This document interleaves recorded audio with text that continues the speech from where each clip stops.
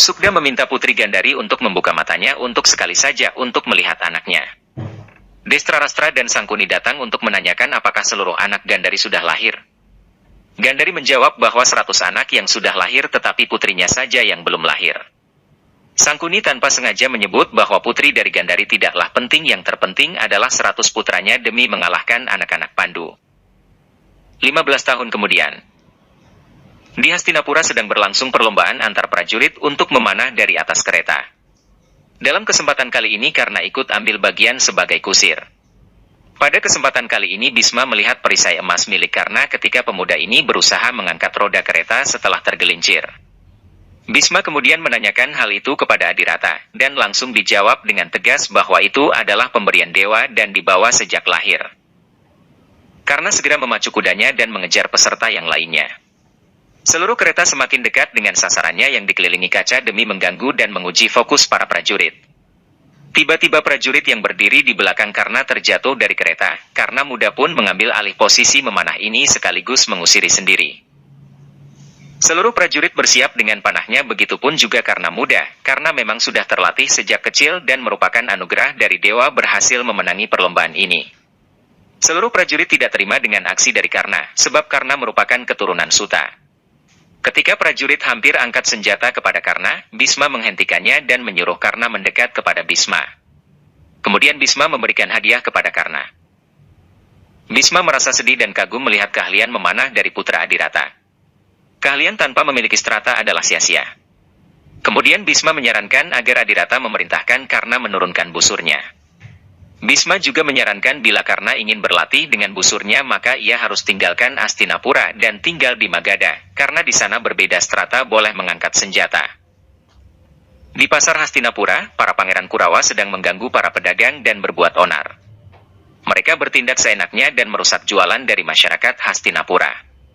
Tibalah mereka mengganggu para nelayan. Ketika Dursasana meneruskan aksinya, ada seorang anak nelayan yang melarang Pangeran Dursasana untuk melakukan hal itu. Nahas, anak itu sedang memegang senjatanya sehingga dia diduga sebagai ingin menyerang seorang pangeran. Duryudana datang dan akan memberikan keadilan pada anak nelayan itu. Namun segeralah datang Pangeran Gandara untuk menghentikan hal bodoh dari pangeran-pangeran keponakannya itu. Kemudian Pangeran Gandara menyuruh prajurit untuk menangkapnya dan membawanya ke ruang sedang istana untuk mendapatkan hukuman. Ketika Duryudana, Dursasana dan Sangkuni sampai di istana Hastinapura, Pangeran Sangkuni mengajari keponakannya itu dengan kata-katanya yang berusaha untuk mendapatkan kekuasaan mutlak. Lalu Sangkuni menyayat lengan Duryudana hingga berdarah dan mengatakan bahwa itu adalah hadiah dari kebodohannya. Sangkuni juga berpesan agar tanah tidak menghentikan darah yang mengalir di lengannya itu. Di istana Hastinapura, para nelayan yang dibawa oleh prajurit untuk menghadap ke Dewan Pengadilan Kerajaan. Bisma mengatakan bahwa kepercayaan mereka sudah hancur. Raja Destrarasta memberikan kesejahteraan untuk mereka dan menyarankan agar para pangeran meminta maaf. Tiba-tiba Sangkuni datang dengan tergesa-gesa. Pangeran Sangkuni segera memulai dramanya dengan mengatakan bahwa Destrarastra tidak harus khawatir dengan Duryudana karena lukanya akan segera sembuh. Destrarastra mempertanyakan hal itu, luka apa? Mendengar Duryudana terluka, Destrarastra langsung naik darah dan bertanya siapa pelakunya. Sangkuni mengatakan bahwa para nelayan itu adalah pelakunya. Karena menyerang pangeran, maka Pangeran Sangkuni menyarankan agar para pelakunya mendapat hukuman oleh raja. Destrarastra ingin memberikan hukuman mati. Hal ini jelas tidak disetujui oleh Widura dan Bisma. Ibu Ratu Setyawati mempertanyakan keadilan yang diberikan oleh Destrarastra. Destrarastra diingatkan tentang kepemimpinan kakeknya Santanu yang penuh kasih dan maaf. Sangkuni dengan nada khasnya kembali menasehati Raja Destrarastra. Sangkuni mengatakan bahwa hukuman kepada para nelayan harus dibatalkan karena mereka adalah saudara dari Ibu Ratu. Hal ini jelas menyakiti perasaan Ibu Ratu. Sangkuni mengatakan bahwa Ibu Ratu tentu masih belum melupakan masa kecilnya. Sangkuni menyerahkan keputusan akhirnya kepada Raja Destrarastra, dan sang raja dengan nada agak menyinggung Ibu Ratu, Destrarastra menyuruh para nelayan agar diusir dari Tanah Kuru. Para nelayan akhirnya meninggalkan Tanah Kuru dan kembali ke tanah mereka masing-masing. Ratu Setyawati melihat kaumnya dengan kesedihan, kemudian ia didatangi oleh kakaknya. Setyawati mengatakan bahwa dirinya tidak berdaya dengan keadaan. Kakak dari Satyawati itu merindukan sosok Raja Pandu dan membayangkan anak-anaknya yang tidak akan bersikap seperti anak-anak Destrarastra. Di tengah hutan daerah pengasingan Raja Pandu, putra-putra Kunti sedang bermain dengan ketangkasannya masing-masing.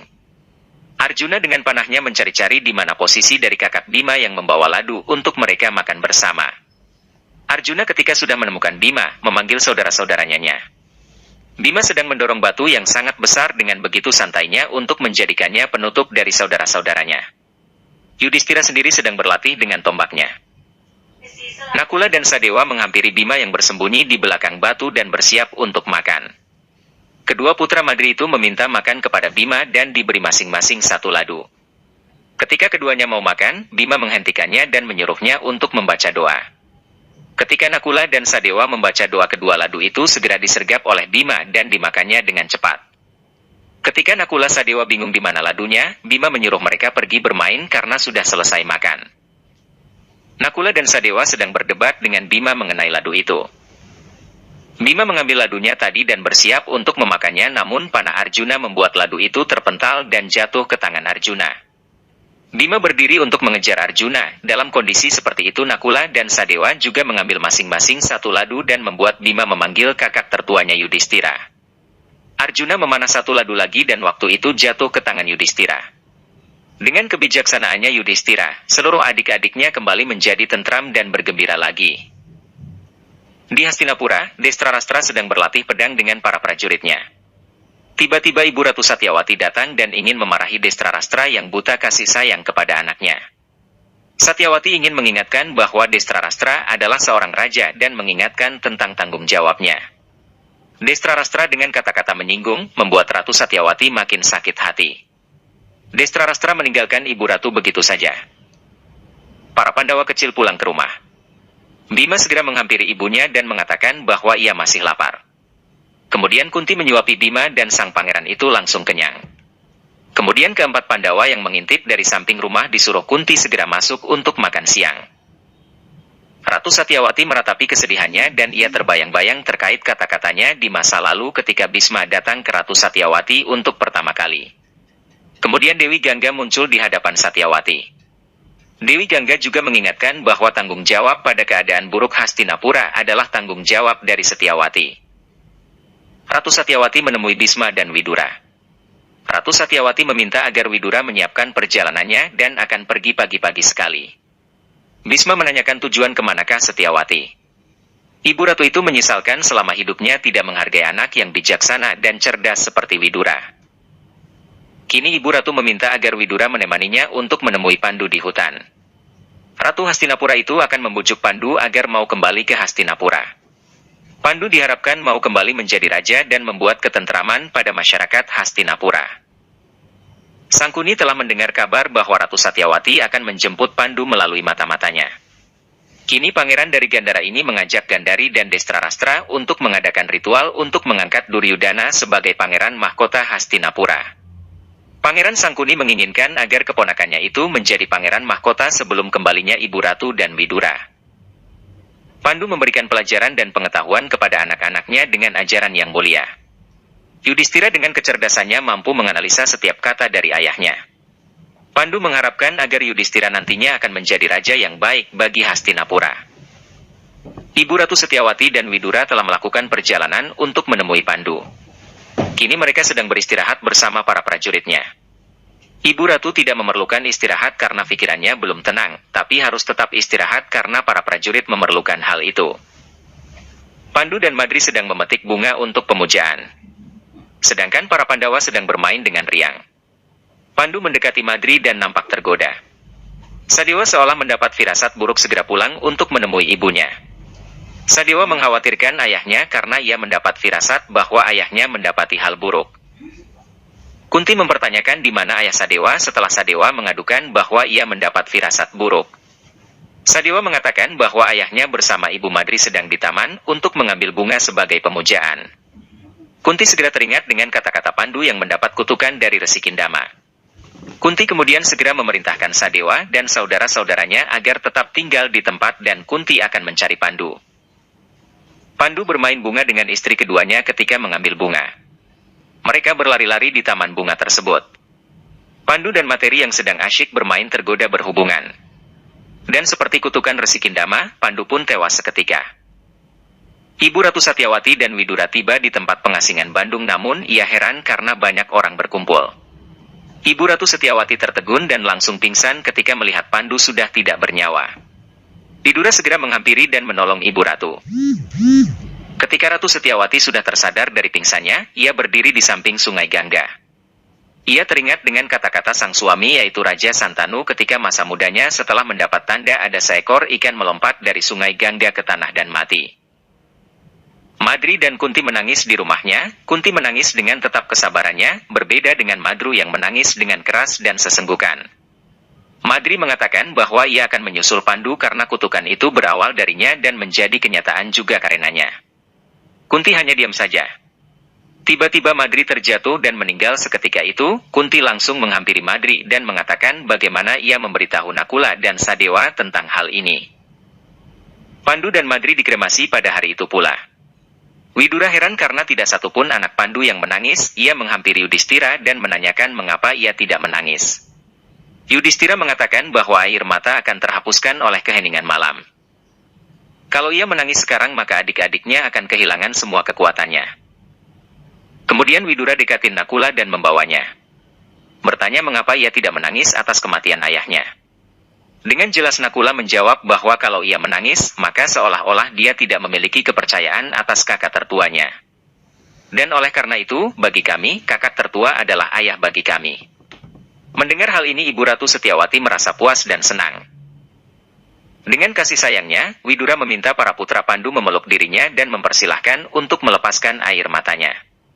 Anak-anak Pandu melarung abu jenazah dari ayah dan ibunya. Widura meminta agar Kunti dan anak-anaknya ikut ke Hastinapura dengan keretanya. Dengan kabar ini, membuat seluruh masyarakat Hastinapura bergabung. Bhisma juga bergabung dan bersedih atas kematian keponakannya itu. Ibu Ratu masih merenung di dekat Sungai Gangga.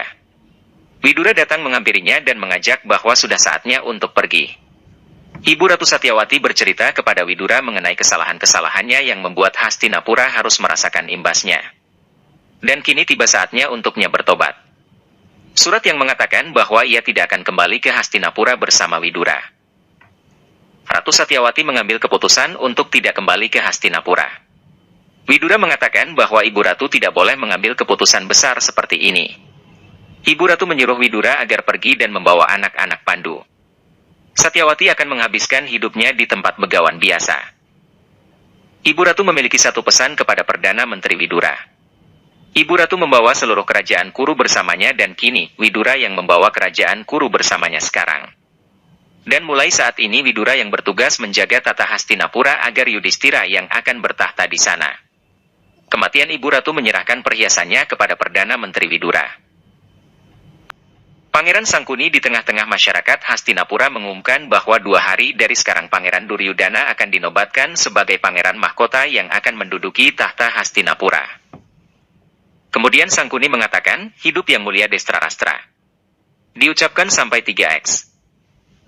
Tiba-tiba ada anak kecil yang menyerobot dengan mengatakan, hidup yang mulia Pandu.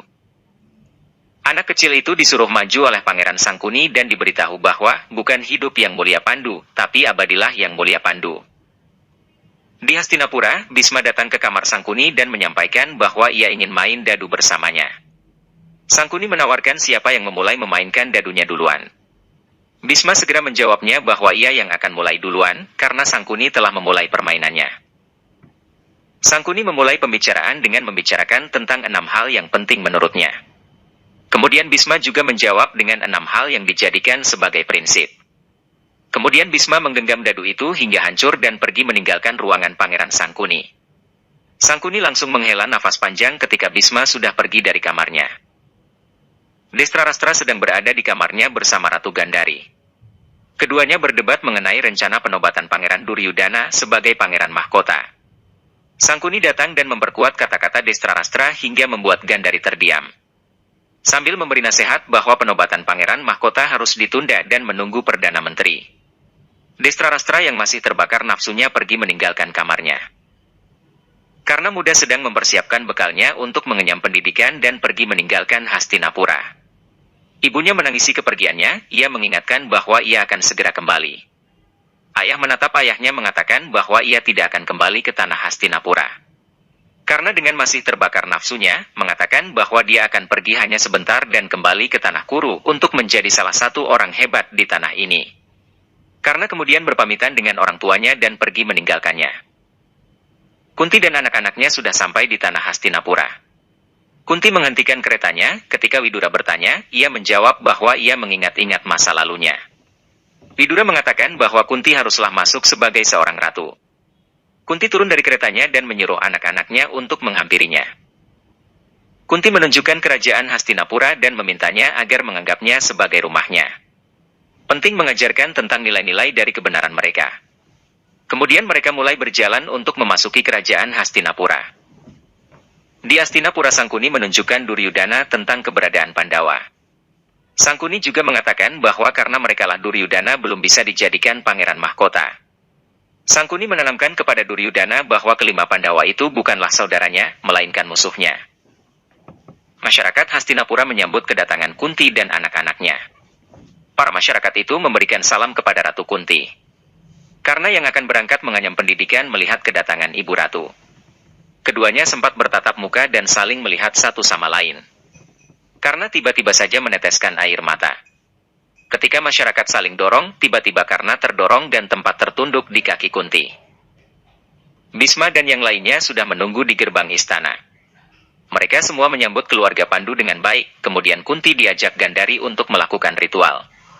Putra Pandu diantar oleh para pengawal untuk memasuki istana. Tiba-tiba Bima menggoda pengawal itu hingga salah satunya lari, kemudian mereka tertawa bersama. Bima mengobrol dengan pengawal itu dan Bima meminta diajari gulat ala Magadha.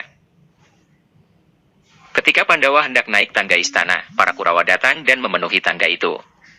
Dengan sombongnya, Dursasana menganggap para Pandawa sebagai pelayan karena berteman dengan pelayan. Kemudian Duryudana muncul setelah Yudhistira meminta Nakula Sadewa memberikan penghormatan. Suasana semakin memanas dengan merapatnya Duryudana bersama saudaranya. Bima mulai emosi dengan kata-kata Kurawa yang mulai menyinggung orang tuanya. Suasana akhirnya mereda setelah kedatangan kakek Bisma. Bisma memerintahkan Kurawa untuk melakukan penghormatan kepada Yudhistira. Setelah melakukan penghormatan, mereka semua lalu pergi dengan amarahnya setelah ditegur Bisma. Bisma memerintahkan bahwa ada suatu peraturan baru untuk makan, yaitu tidak boleh menekuk siku saat makan. Para pangeran mencoba dengan caranya masing-masing namun masih gagal untuk makan tanpa menekuk siku. Yudhistira yang tetap tenang diam, akhirnya mampu untuk mengetahui cara makan tersebut dan mengajarkan kepada saudara-saudaranya. Bisma menguji kecerdasan Yudhistira. Raja Destrarastra sedang melakukan pemujaan kepada Dewa Siwa. Datanglah Bisma dan Perdana Menteri untuk menghadap sang raja. Raja Destrarastra mulai menggiring pembicaraan mengenai kebahagiaan seorang anak adalah juga kebahagiaan seorang ayah. Bisma mengingatkan kepada Destrarastra bahwa seorang raja dari Madura, Kansa, baru saja dibunuh oleh keponakannya. Hal itu karena ia adalah seorang raja yang tidak dicintai oleh rakyatnya. Agar mendapatkan raja yang layak maka diperlukan sebuah pelatihan agar ia mampu. Bisma akan mencarikan seorang guru yang akan melatih para pangeran Hastinapura. Destrarastra menginginkan setelah pelatihan itu maka Duryudana akan dinobatkan sebagai pangeran mahkota. Bisma mengatakan bahwa setelah pelatihan itu maka ia akan menguji semua pangeran dan yang paling mampulah yang akan menjadi pangeran mahkota. Nakula Sadewa datang ke kamar ibunya karena tidak bisa tidur dan segera menghampiri ibunya yang hanya ditikar. Kemudian disusul oleh ketiga putra Kunti yang lain. Arjuna menyatakan bahwa di hutan jauh lebih tentram dan damai daripada kerajaan, di sini tidak ada kedamaian. Kunti memperbolehkan anak-anak untuk tidur bersamanya malam ini. Di taman buah-buahan milik Hastinapura, Bima dan Nakula mengincar pohon yang telah berbuah. Dursasana yang sudah berada di atas pohon melempar biji dan mengagetkan Bima serta mengatakan bahwa semua buah ini adalah miliknya.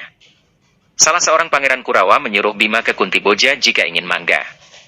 Bima dengan emosinya mengatakan bahwa ia tidak perlu kemana-mana untuk mendapatkan mangga, ia bisa mendapatkan dari tangan-tangan Kurawa. Emosi Bima semakin meledak-ledak ketika diejek oleh Dursasana. Yudhistira datang dan menghentikan Bima, kakak tertua itu akan menyiapkan makan siang untuk adiknya. Tiba-tiba seorang pangeran dari Kurawa mengejek kembali dan kali ini dengan menyentil nama ayahnya. Arjuna mengingatkan kepada kakaknya bahwa untuk hal seperti ini tidak layak untuk dimaafkan, memaafkan yang sudah keterlaluan adalah sebuah kelemahan. Yudhistira membenarkan ucapan dari Arjuna. Yudhistira melepaskan tangannya dari pundak Bima sebagai tanda untuk melepaskan emosi Bima. Bima mendekati pohon dan segera menggetarkannya hingga membuat para Kurawa itu terjatuh dan segera berlari. Bima memperkenalkan bahwa nama lainnya adalah Wekodara, dan dengan satu pukul saja maka pohon akan menjatuhkan buahnya. Sangkuni dan Duryudana sedang mengawasi para Pandawa dari istana. Kakak dari Gandari ini menyuruh Duryudana dengan berdasar dari kata-kata Bima yang ampuh merontokkan pohon hanya dengan pukulannya. Sangkuni mengibaratkan hal itu sebagai pohon mangga ataupun pohon keluarga. Duryudana semakin terbakar emosinya setelah mendengar kata-kata dari Taman Sangkuni. Sangkuni mengajak Duryudana untuk membuat strategi agar dapat mengalahkan Pandawa. Para Pandawa makan bersama dengan buah-buahan yang didapat dari Taman Hastinapura. Bima dengan sombongnya mengatakan bahwa buah yang didapat dari kekuatan maka itu akan selalu manis. Duryudana dan para saudara-saudaranya datang mendatangi para Pandawa. Bima segera berdiri. Pangeran Bima yang tidak kuat menahan emosinya segera maju ke depan dan mendatangi Dursasana dan saudara-saudaranya. Duryudana mendorong Bima hingga tersungkur jatuh. Para Kurawa yang lain membuat pagar mengitari saudara-saudara Bima yang lain. Duryudana dan Dursasana bertarung dengan Pangeran Bima. Semuanya berlari ketika Bhisma datang dengan kudanya. Bima mendorong Dursasana dan Duryudana. Putra tertua Destrarastra ini tidak sadar bahwa sudah datang Bhisma. Bhisma marah-marah dengan kelakuan mereka. Bhisma hukum Pangeran Duryudana dan Pangeran Bima untuk berdiri di kuil semalaman. Para Pandawa 5 mendatangi Ibu Kunti. Sadewa mengatakan bahwa mereka mendapat masalah besar. Kunti tanpa melihat dan mendengarkan hal tersebut segera memerintahkan agar apapun masalah itu ditanggung oleh mereka semua. Kelima Pandawa itu bersama-sama menjalankan hukuman dari Bhisma. Namun mereka tetap nampak riang dan tidak merasa terbebani. Duryudana menanyakan kepada pamannya mengapa para Pandawa tetap bahagia meskipun dihukum. Sangkuni mengatakan bahwa para Pandawa itu memiliki strategi yang bagus. Sangkuni menyuruh agar Duryudana menyelesaikan hukumannya dan menyingkirkan Pandawa yang menghalangi jalannya menjadi pangeran mahkota. Kunti menanyakan kepada Bima tentang apa yang terjadi kemarin. Apakah benar Bhisma menghukum kelima putranya? Bima menjawab bahwa kakek sebenarnya hanya menghukum dirinya namun yang lainnya dihukum oleh ibunya. Kunti meminta penjelasan kepada Yudhistira setelah keempat saudaranya memilih menutup-nutupi masalah tersebut. Yudhistira menjelaskan bahwa para Kurawa tidak senang dengan kedatangan para Pandawa dan mereka ingin menyingkirkan Pandawa bagaimanapun caranya. Kunti berpesan agar kelima anaknya selalu bersama-sama. Ia mengatakan bahwa ia memiliki firasat yang sangat buruk. Sangkuni dan keponakannya sedang membuat racun khas dari Gandhara. Pangeran Gandhara itu menjelaskan bahwa dengan racun itu bahkan binatang terbesar sekalipun akan mati. Paman dari Duryudana ini juga menjelaskan bahwa ia sudah memiliki rencana untuk menyingkirkan para Pandawa. Dari hutan, Guru Drona sedang berjalan menuju ke Hastinapura. Para Pandawa sedang asyik bermain bola dengan para Kurawa yang lain. Ketika bola itu datang kepada Bima, Bima melemparkannya dengan jauh hingga mengenai boneka Dursala. Hal ini membuat Dursala menangis. Arjuna mencoba menenteramkan Dursala dan mengatakan bahwa Bima akan hilangkan penderitaan dari boneka Dursaal dan akan menggendongnya. Para Kurawa yang lainnya datang dan menghentikan Dursala yang akan memberikan bonekanya kepada Bima. Duryudana membuat Dursala tersentak dan menyuruhnya diam. Duryudana memarahi Dursala dan menyuruh mengembalikan bola itu. Arjuna heran dengan tingkah Duryudana yang berubah. Dursala yang kecewa dengan kakaknya segera melemparkan bola itu dan tercebur ke sumur. Ketika bola itu tercebur ke sumur, Duryudana meminta maaf kepada Bima. Duryudana dan Dursasana bergantian mengatakan bahwa ia bersedia untuk turun ke sumur untuk mengambil bola itu. Begawan Drona yang masih mengawasinya dari jauh, mengambil ranting dan melemparkannya dari jauh hingga jatuh tepat di bola itu. Hal ini membuat para pangeran terkejut dengan aksi dari Begawan Drona. Drona segera mengambil ranting-ranting rumput yang lain, dan perlahan-lahan melemparkannya dan menumpuk tepat di bola itu hingga bola itu dapat ditarik ke atas. Drona mendekati mereka dan tepat di samping sumur, Drona menarik bola itu keluar dengan ranting yang ia buat. Hal ini membuat para pangeran kagum dengan aksi orang yang tidak mereka kenal itu.